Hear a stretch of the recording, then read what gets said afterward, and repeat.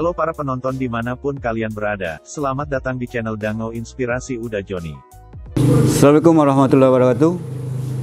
Kembali kita bersua dalam Dango Inspirasi Channel, sebuah channel yang fokus pada isu-isu pemberdayaan, khususnya pemberdayaan petani baik dalam kerangka kebijakan, teori maupun praktek di lapangan.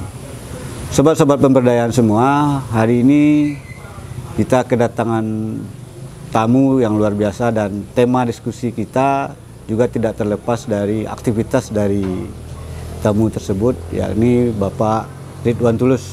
Panggil abangnya ya, Bang Ridwan nanti. Oke. Panggil Terima abang. kasih udah Yos ya. Terima kasih Pak Yos. Selamat sore. Sore. Alhamdulillah sehat kan? Alhamdulillah. Alhamdulillah.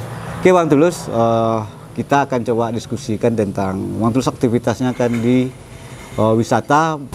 Pak Ridwan Tulus adalah seorang tour designer dan juga punya banyak lembaga. Pertama Sumatera and Beyond, kedua International Green Operator dan juga pimpinan dari Green Tourism Institute. Jadi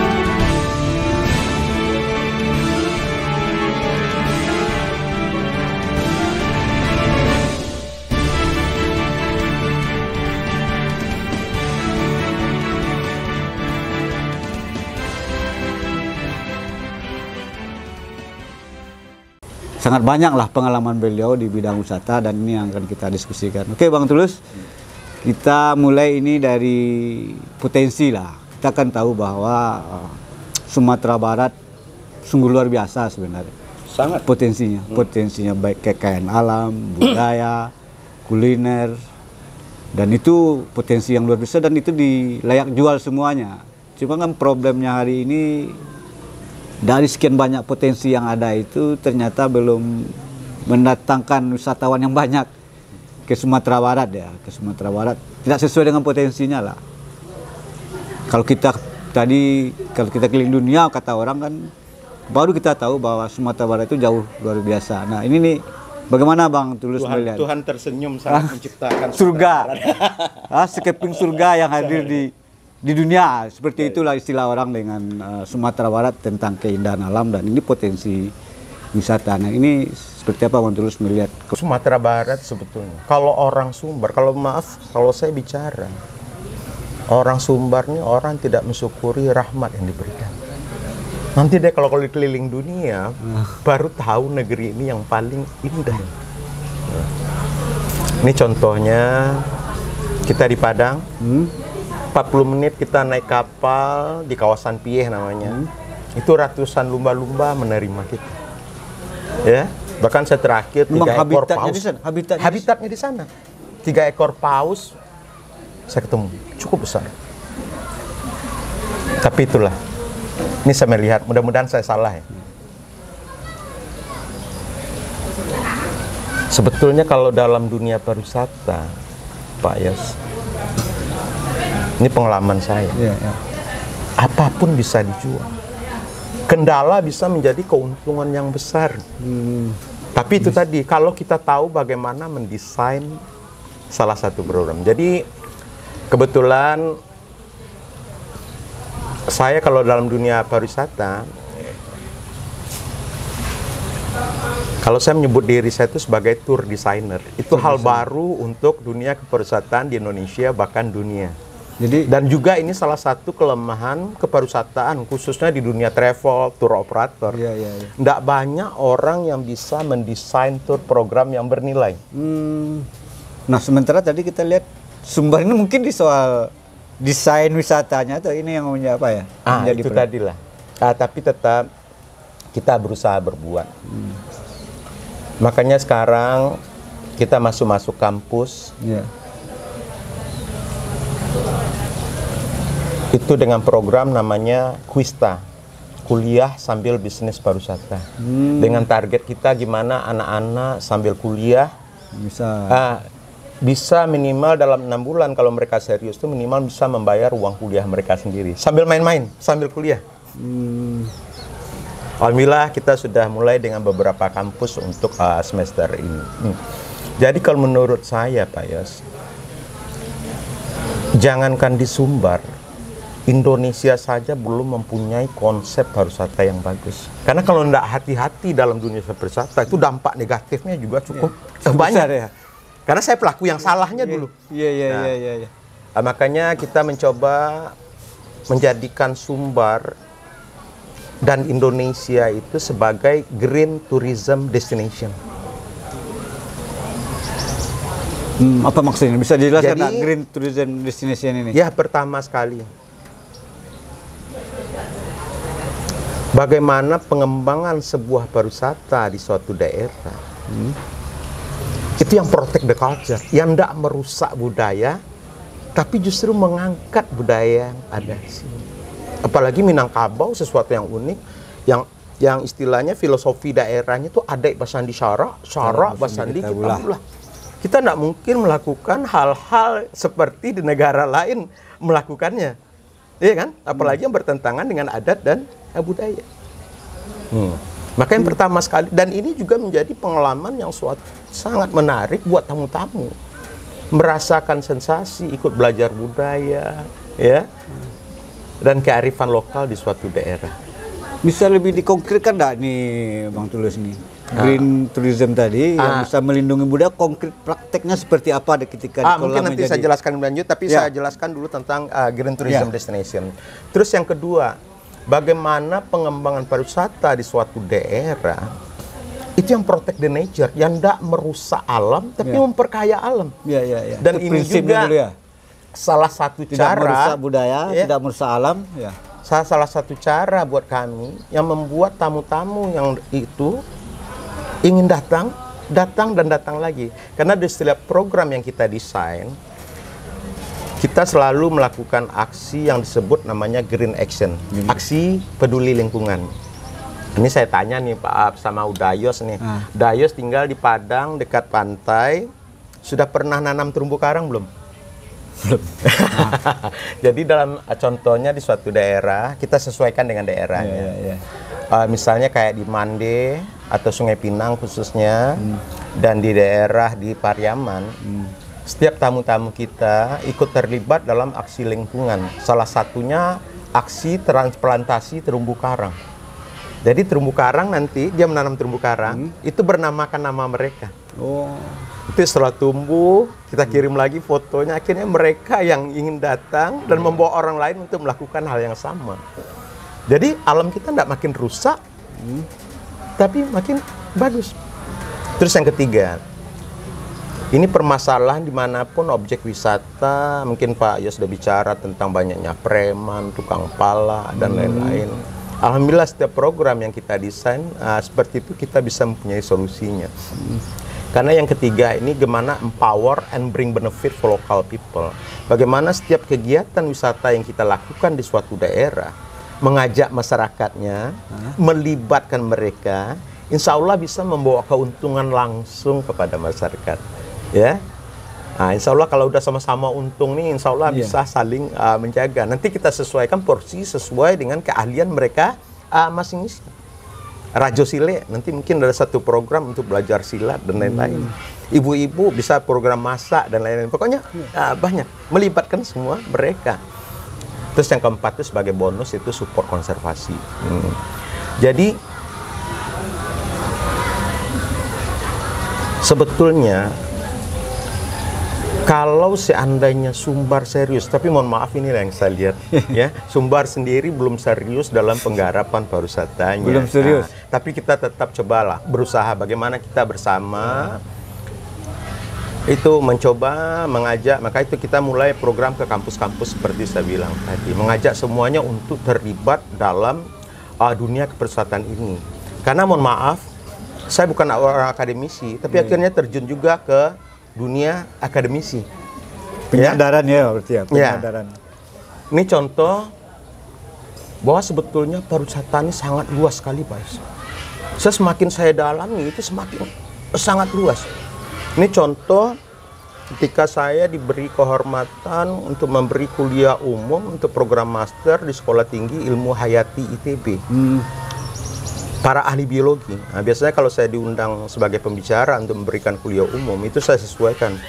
Orang biologi berarti pariwisata kaitan dengan biologi. Nah, waktu saya bicara di sana, alhamdulillah akhirnya kebuka pikiran para guru besar di sana semuanya. Mereka tidak sadar selama ini alasan orang berkunjung ke sebuah destinasi itu melihat flora dan faunanya, yang ahlinya orang-orang biologi. Contohnya siapa? Ahli komodo ya, orang-orang biologi. Tapi selama ini mereka belum begitu aware, belum begitu apa, karena mereka sekedar riset dan lain-lain. Padahal kalau dia terjun ke pariwisata itu nilai justru lebih tinggi lagi. Nah, dan padahal waktu itu 5 bulan sebelum pandemik, saya sudah bicara tentang bagaimana membuat destinasi wisata yang menyehatkan. Dengan forest healing, hutan bisa menyehatkan, dan oceanic healing, lautan juga bisa menyehatkan. Nah, makanya waktu terjadi pandemi, akhirnya saya banyak diundang, bahkan sampai ke Yunani untuk bicara tentang how to make a healthy destination. Oke, jadi saya ingin lebih konkretnya nih, bentuknya kan ada objek wisata yang dikelola dengan nilai-nilai yang 4 tadi itulah. Nah, ini prakteknya seperti apa itu, supaya kita juga punya gambaran yang lebih pas juga kan, ketika oh ini bisa dikelola seperti ini, caranya seperti ini, sistemnya seperti ini, sehingga melibatkan masyarakat, empowering masyarakat tadi, memperhatikan kultur juga, memperhatikan lingkungan juga. Ini seperti apa nih yang dikelola oleh Bang Tulus ini? Jadi biasanya kita membuka, memang tidak seperti perusahaan-perusahaan lain. Biasanya kalau kita mengunjungi sebuah destinasi, kita sudah melakukan pembinaan dulu ke destinasi. Contohnya seperti pertama kali ketika kita mengenalkan Sungai Pinang untuk market-market internasional.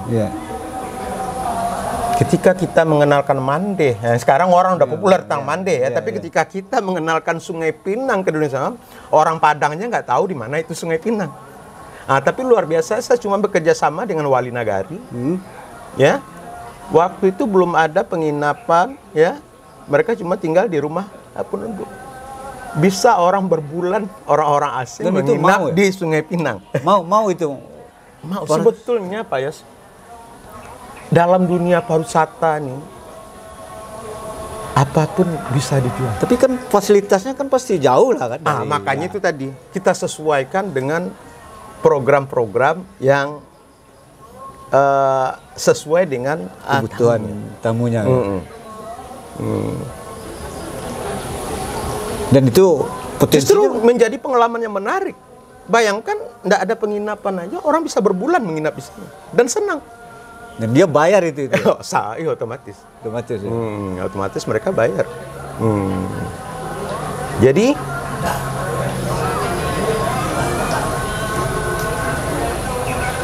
kalau dalam dunia pariwisata, akhirnya saya banyak membawa pembaharuan untuk dunia pariwisata di Indonesia. Kalau saya menyebut dari profesi saya ini sebagai tour designer. Nah, ini hal baru untuk pariwisata di Indonesia, bahkan dunia. Dan ini juga, kalau menurut saya, mudah-mudahan saya salah, ini salah satu kelemahan kepariwisataan di Sumatera Barat sendiri. Tidak banyak tour operator atau travel yang bisa mendesain program sesuai dengan keinginan kliennya. Bahkan bisa mewujudkan mimpi calon-calon klien. Kalau saya terus terang, saya akui, saya dulu menjual ide dan program wisata saya untuk Indonesia itu sulit. Tapi sekarang sudah trennya, tapi baru untuk level-level tertentu. Ini salah satu contoh ya. Dan itu pasarnya banyak itu ya? Sangat besar. Besar itu. Jadi ini salah satu contohnya.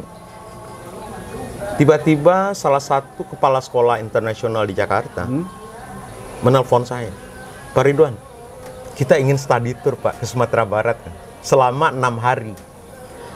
Waktu itu dia bilang dia baru punya 1 kelas Kalau sekolah internasional nggak banyak-banyak, Pak. Maksimum 20 orang. Tapi waktu itu kalau nggak salah dia punya baru 19 murid waktu itu. Baru satu kelas. Dia ingin 6 hari di Sumatera Barat untuk anak grade 9. Grade 9 itu kelas 3 SMP. Akhirnya saya bilang, oke, Albert, ya, tolong kirim materi-materinya. Nanti saya desainkan program khusus untuk sekolah Anda. Nggak tahu dia jawab. Nggak usah, Pak. Kami sudah punya program, katanya. Akhirnya saya bilang waktu itu, maaf, ternyata saya bukan orang bisnis juga. Bagi saya kalau pekerjaan bukan nggak menarik buat saya, mungkin saya tidak terima. Artinya akhirnya saya bilang waktu itu, Anda kalau sudah punya program, ngapain hubungi saya lagi? Karena mohon maaf, saya belum tentu tertarik dengan program Anda. Nggak tahu dia bilang, ya saya baru tahu tentang Anda.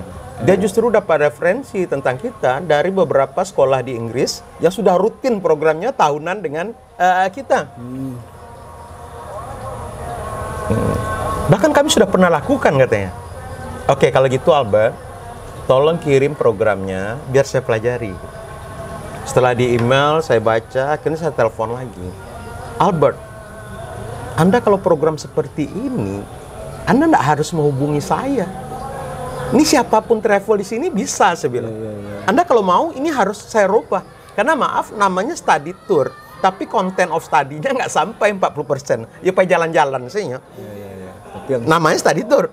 Nah, studinya tidak banyak. Kurang, kalau menurut saya. Anda kalau mau, ini harus saya rubah, saya bilang. Tapi langsung dia bilang, Pak, jangan rubah, Pak. Kalau rubah saya malu, Pak. Karena sudah approve yayasan, orang tua murid sudah oke. Bahkan sudah pernah dilakukan, kan. Saya baru tahu Anda aja. Oke, kalau gitu, saya terima, saya bilang. Tapi dengan catatan, Albert, kalau saya menemukan kendala di lapangan, I have a right to change, ya. Saya punya hak untuk merubah, ya. Oke, dia setuju. Gentleman agreement sebenarnya, karena dia orang Inggris. Saya bilang gentleman. Kalau dia tanpa kontrak pun bisa. Trust. Akhirnya trip ini berjalan. Yang ikut waktu itu wakil kepala sekolahnya orang Filipina, yang sekarang sudah jadi kepala sekolah. Bayangkan untuk anak kelas 3 SMP, mereka 5 malam cuma menginap di salah satu hotel terbaik di Bukit Tinggi. Nggak taunya baru saja check-in. Ya, waktu itu masih kunci, ya, belum kartu, ya. Semua tamu di Novotel komplain. Karena anak ini nakalnya luar biasa. Digedor sama orang, lari. Ada ibu-ibu yang keluar pakai handuk karena dikira emergency. Karena telepon ada, bel ada, kenapa digedor? Nggak mungkin orang luar. Ini pasti security. Pasti sesuatu ada kejadian yang emergency lah sifatnya. Akhirnya semua tamu komplain ke bawah, ke resepsionis, ya. Gara anak-anak ini, ya. Belum tahu waktu itu anak-anak. Dicek CCTV. Nggak taunya anaknya punya laku. Dia naik di lift sama-sama, digedor sama orang. Sambil jalan masuk ke kalau keluar tepuk tangan, dia lari ke bawah. Dampaknya, saya sama wakil sekolah kena maki-maki sama tamu. Bahkan ada suruh check out. Check out kalian, bikin gaduhin. Akhirnya saya minta maaf sama tamu semuanya, dan saya bilang itu kesalahan saya. Tapi saya janji ini tidak bakalan terjadi lagi. Kalau terjadi, kami akan check out. Ya maklumlah anak-anak. Akhirnya sang wakil kepala sekolah ngadu pada saya. Pak Ridwan, saya betul-betul malu, Pak. Anak sekarang nakalnya luar biasa. Nggak tahu, saya langsung insting saya keluar. Saya bisa merubah anak-anak ini dalam waktu 2 jam. Kaget. 2 jam kamu bisa merubah anak-anak ini? Ya, saya bilang. How, kata. Bagaimana caranya, kata. Akhirnya tolong bacakan program. Setelah dibacakan program, akhirnya saya bilang, besok mulai jam 2 sampai jam 4, program saya rubah.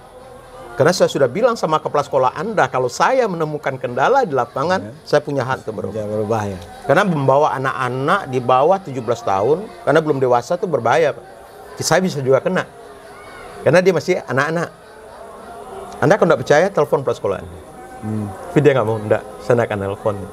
Cuman solusinya apa? Penggantinya apa? Kata. Terus saya jawab, panti asuhan. Mau dibawa anak-anak di panti asuhan? Marah dia. Apa hubungan merubah anak-anak ini dengan panti asuhan. Saya kan sudah kesel, kamu mau enggak? Akhirnya mau. Tapi nggak sampai 40%. Ketika dia oke, saya yang bingung lagi. Karena waktu itu secara spontan ngasih ide. Kenapa bingung? Kita ke panti. Kalau tidak nyumbang kan, aduh, nggak enak sekali kan. Kalau saya minta sama mereka, itu sangat tidak profesional. Nanti dikira saya macam-macam lagi. Akhirnya waktu itu saya anggarkan dana sekitar 2,5 juta untuk disumbangkan ke panti asuhan. Saya suruh tour guide saya pada saat itu, tolong cari panti asuhan yang paling miris dekat Bukit Tinggi ini. Dapat di Padang Luar, namanya Nurul Haq. Alhamdulillah sekarang sudah menjadi panti asuhan mandiri juga.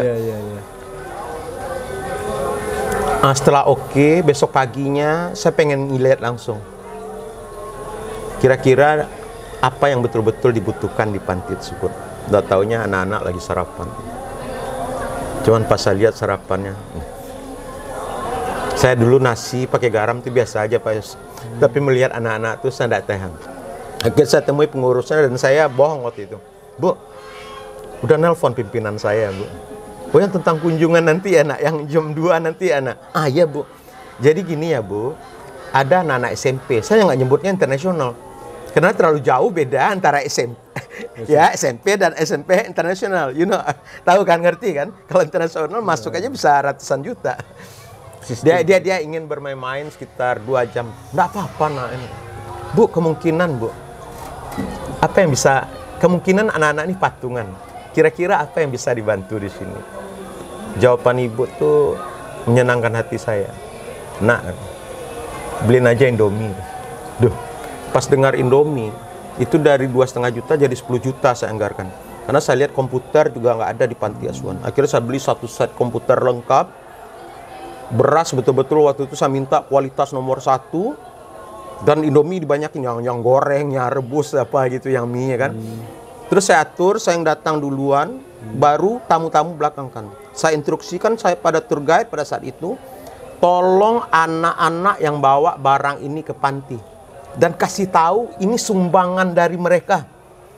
Wih, anak-anak semangat. Beras 10 kilo, itu bertiga mengangkat. Tapi semangat. Dia lupa jalan pematang sawah. Tak puruk-puruk lah anakku ke sawah. Tapi itu kan suatu kenikmatan juga. Tapi luar biasanya, itu ketika jatuh barang betul-betul dijaga. Sehingga semua barang selamat. Tapi yang mereka udah belum kurang. Terus sampai di sana kita atur sebuah permainan yang mereka tuh lebur satu sama lain. Nah setelah kondusif, saya kembali ke hotel. Ini cerita dari wakil kepala sekolahnya. Nggak tahu pas mau pulang, anak-anak udah sampai di bus. Kawan-kawan di panti melambaikan tangan. Nggak tahu sama wakil sekolah akhirnya nggak tahan, diambil mic. Lihat tuh kan, teman-teman kamu begitu senang dikunjungi. Anak-anak pun senang, dia balas. Nggak tahu dibuka kartu sama wakil sekolah. Kamu tahu nggak teh? Yang sumbangan tadi itu bukan dari kita kan? Karena ini programnya mendadak. Sekarang saya minta izin, boleh nggak? Kita masih punya uang 1 juta. Boleh nggak disumbangkan ke panti tersebut? Alhamdulillah kompak anak-anak jawab. Tidak Pak, jangan Pak, jangan Pak, jangan Pak. Sehingga saya wakil sekolah gondok. Masa mau disumbangin? Nolak. Subhanallah, ternyata artinya jangan ganggu uang tuh. Kami mampu mengpatungan anak-anak. Terkumpul uang 3,5 juta. Dan lari-lari lagi anak ngantar ke panti. Sampai di hotel, anak-anak mengambil kunci 19 orang. Itu tertib berbaris. One line, tertib. Akhirnya saya wakil sekolah nelfon saya. Pak Ridwan, where are you? Kamu di mana katanya? Saya di bar. Dikejar saya ke bar. Baru ketemu aja sama saya. Dipeluk saya, nangis dia. Maaf ya, saya laki-laki nangis depan kamu, nggak tahan sama lihat tadi teh. Man katanya, see that kata. Lihat tuh anak-anak antri bang. Benar kata kamu, 2 jam bisa merubah. Nah see that, kami bisa lihat itu. Itu baru 2 jam. Maka program kamu ini buang lah, nggak ada nilainya. Akhirnya dia bilang, oke, saya akan bicara sama yayasan, sama kepala sekolah tentang program Anda ini. Akhirnya program kita, tapi yang sudah saya rubah, dia tidak selamanya di hotel. Akhirnya tinggal di kampung, di rumah gadang. Ya. Akhirnya program kita itu dimasukin ke dalam kurikulum sekolah dan anak-anak wajib ikut program itu. Kemarin wakil kepala sekolahnya bilang, dulu pertama dengan kita, kami sudah kurang lebih 15 tahun kerjasama dengan dia. Covid aja kemarin yang tidak jalan. Itu dia waktu pertama dengan kita tuh baru punya 1 kelas. Sekarang sudah jadi 6 kelas. Ya, dulu dia punya 1 SMA, sekarang 3 SMA. Salah satunya karena program kita. Jadi pelajarannya ini dari pengalaman Bang Ridwan tadi, apapun sebenarnya bisa dijual Iya. di masyarakat itu sebagai objek wisata atau apa wisata ya. Apapun, tapi kembali lagi how to design the program, bagaimana mendesain programnya. Iya. Ya, alhamdulillah dalam mendesain program kita sudah buktikan Pak Yos, kita terbaik dunia. Itu sudah mendapat pengakuan dari Mary Connors. Siapa Mary Connors? Mary Connors adalah mantan presiden Textile Art Council Amerika. Yang waktu ketika dia minta program sama saya, nah bayangkan untuk tekstil ada lagi khusus untuk para pecinta tekstil di Amerika. Waktu dia bawa rombongan VIP, ya. Akhirnya kita buatkan program untuk mereka. Nggak tahu dia udah keliling dunia. Dia ada satu komunitas namanya Textile Art Council di Amerika. Itu para pecinta tekstil, desainer, bahkan waktu dalam rombongan tersebut ada orang-orang VIP Gedung Putih juga ikut di program tersebut. Akhirnya program itu Mary Connors sendiri bilang, bahkan membuat dalam sebuah tulisan, selama dia keliling dunia untuk program tekstil dari tahun 1992, program kita yang terpanjang 24 hari. Dan program kita yang terbaik, bahkan tour guide kita yang terbaik. Dari tahun 1992 dia keliling dunia. Nah, artinya kita kembali ke potensi Sumatera Barat. Artinya memang untuk bisa mengangkat wisata Sumatera Barat, yang paling dibutuhkan mungkin tour design ini ya. Desainer turnya apa istilahnya? Ini yang merancang program-program wisata yang itu salah satunya. Tapi yang saya lihat di sini keseriusan dari Pemdanya yang tidak ada sepertinya. Keseriusan Pemdanya ya. Iya. Maksudnya keseriusan seperti apa ini harus bisa membuat regulasi dan lain-lain apa semuanya. Inilah kadang ini cara pandang orang. Jadi dalam dunia pariwisata itu kalau istilahnya kalau dalam dunia kita tuh bermain di niche tourism market khusus. Ya. Kadang dan itu kan terus Sumatera Barat kan sangat potensial itu. Karena kita punya kekhususan keunikan-keunikan yang layak dijual kan. Banyak sekali sebetulnya kalau kita betul-betul bisa. Makanya contoh kayak sekolah tadi, akhirnya program itu mereka cuman malam pertama dan malam terakhir aja di hotel. Selebihnya mereka di perkampungan di Singkarak Sumpu namanya. Ya. Mereka tinggal di rumah gadang, belajar adat istiadat setempat. Salah satu kearifan lokal yang kita angkat di sana itu bagaimana menangkap bilih. Nah, karena bilih adalah endemik Danau Singkarak. Danau Singkarak. Saya heran juga waktu itu kenapa bilihnya tetap selalu ada. Nggak taunya aturan dari nenek mama dulunya, ya, nggak setiap hari menangkap bilih. Ada waktu-waktu tertentu, ya. Juga sampai istilahnya untuk alat penangkapannya ada yang sudah standar, nggak boleh kurang dari itu. Sehingga yang ditangkap itu betul-betul yang sudah layak ditangkap. Dan karena saya berhasil merubah anak-anak dalam 2 jam, makanya kita buat sebuah tantangan yang mana anak-anak itu dalam 2 jam bisa menjadi seorang koreografer yang komposisi tari Minang dan gabungan. Begitu juga dalam 2 jam mereka bisa juga menjadi komposer untuk menjadi pemain musik talempong dan lain-lain. Selalu dalam 2 jam. Atau ini nggak mungkin Bang Tulus. Mungkin orang yang bergerak di wisata itu atau yang langsung memasarkan secara internasional itu kan nggak terlalu banyak. Atau ketersambungan dengan penggerak-penggerak wisata di tingkat lokal ini tidak mungkin. Bisa jadi itu salah satunya. Memang itu salah satunya seperti saya sebut tadi itu. Belum banyak travel atau tour operator yang betul-betul istilahnya mempunyai sebuah program khusus yang istilahnya yang layak dijual gitu. Artinya saya kan kebetulan pendamping ini. Saya coba dorong juga misalnya diskusi wisata di negara, tapi kadang penggerak-penggerak wisata itu tidak mungkin tidak ada keterhubungan lah dengan tur-tur wisata ini. Bisa jadi. Ini ini harusnya kan itu satu program. Satu program yang harus terjalin kuat sebenarnya kan. Nah mungkin itu ya bisa problem jadi. kita juga. Kalau Bang pengalaman tulis melihat. Ya pokoknya gimana, makanya kita mendirikan Green Tourism Institute itu salah satu bagaimana mendidik pelaku-pelaku juga. Makanya saya bilang kita masuk program ke kampus-kampus yang namanya Kuistat, kuliah sambil bisnis pariwisata. Alhamdulillah sudah lahir juga anak-anak kampung yang seperti, alhamdulillah yang seperti saya sampaikan tadi, mantan porter kita di Sumatera Utara. Sekarang kalau menurut pengakuan beberapa media internasional, kita sudah punya eco break terbesar di dunia. Ya, itu pengurangan sampah plastik. Ya. Begitu juga dengan seperti di anak-anak yang kita bina di Sungai Pinang dan lain-lain, mereka akhirnya sudah punya operator-operator sendiri dan bisa juga menjual langsung ke luar negeri gitu, sesuai dengan pasarnya. Nah, salah satu kan kadang-kadang kan konflik di masyarakat ini ketika ada objek wisata yang maju, persoalannya kemudian muncul konflik di masyarakat terhadap hasil itu. Nah ini mana menurut pandangan Bang Tulus ini problem pemberdayaannya ini seperti apa ini sebenarnya yang dilakukan di Jadi kalau kita melihat sebuah potensi daerah, misalnya contohnya, misalnya ketika saya mengenalkan Sungai Pinang ke dunia internasional, itu yang saya jual itu keahlian orang kampung, bagaimana menjadi nelayan. Nah, jadi istilah menjadi nelayan bisa menjadi program wisata yang menarik juga.